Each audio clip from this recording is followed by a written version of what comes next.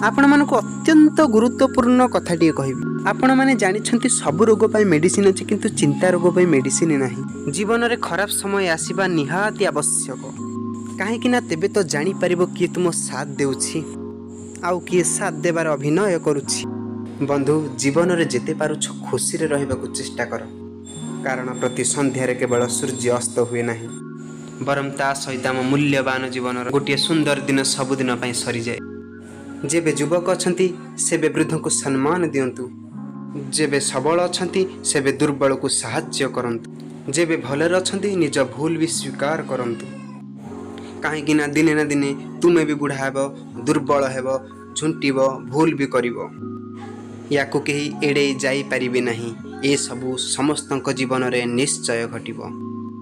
आशा करुच्ची भिडियोटी आपन को बहुत बढ़िया थिबो। आपण माने निश्चित भाव रे जणेबे। मो चैनल को नुआ आस्थिले एबे ही लाइक करंतु, कमेंट करंतु, शेयर करंतु, सब्सक्राइब न करथिले सब्सक्राइब करिक रखंतु।